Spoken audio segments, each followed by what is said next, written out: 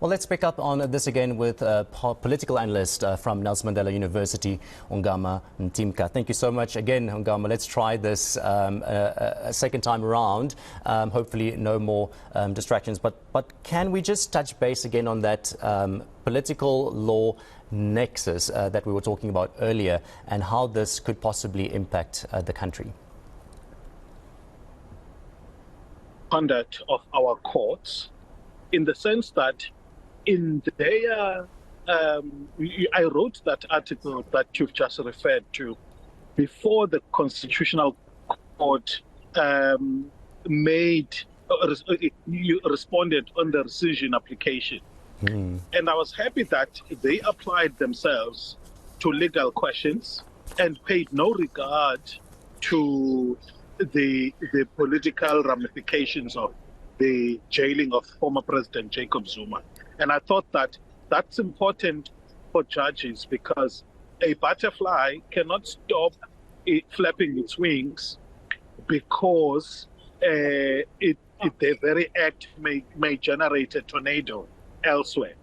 And likewise, when the High Court, the Supreme Court of Appeals, and now the Constitutional Court saw no merits of success in the appeal, I thought that this is good that our courts keep on the straight and narrow of the law while leaving questions about political implications of their decisions to the executive, because that's a proper,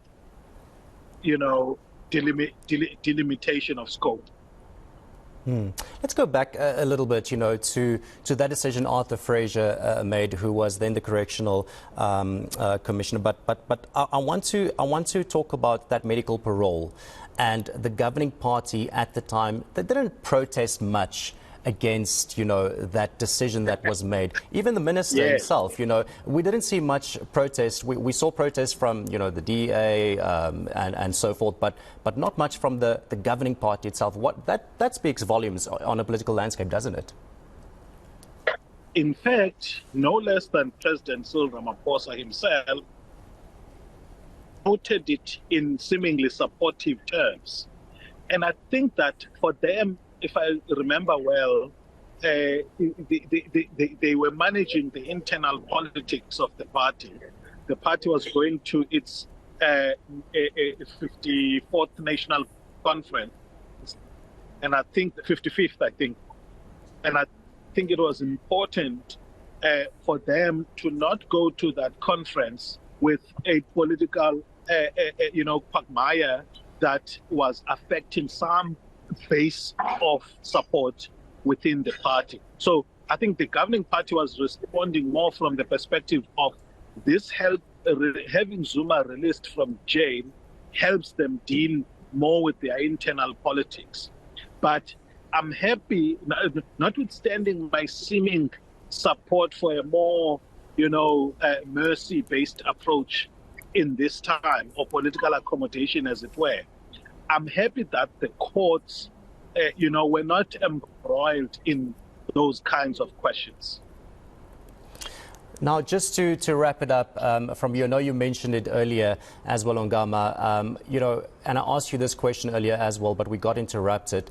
Should we, as a country, we are a country on edge already, from these recent attacks that happened, and we can't really say that anything is, related at all. But of course, there is the talk around all of this. So from your political view, would you say that we should be on edge, or can we relax? And like you said, the former president, he doesn't have the backing he had back in 2021 when the July unrest happened. And his political advisors now, it does seem that they're not really up to scratch to give him the proper political advice. And him himself, he is older. He isn't the energetic man he used to be politically anyway.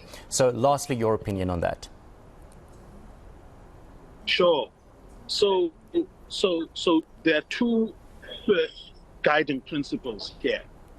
One is the idealism that is a virtuous, aspect of the rule of law, which seeks to do things on the basis of what ought to be. And also the so it's the idealism on the one part, and then the other aspect is the real politique of who has got power to do what, and what costs can be inflicted in the system if those parties exercise their power. With respect to the latter, the process has been outlined, and I think that the commissioner may save everybody by making a determination that maybe the best way forward is whatever the answer is going to be, that is legally permissible. On the other hand, there's a consideration that limits the extent to which passionless reason can be undertaken. And that is one, what is the total cost and benefit?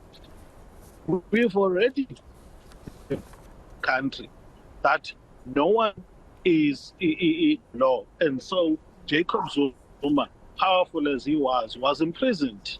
With imprisoned head of state, it hardly happens. I mean, look at the US, for example.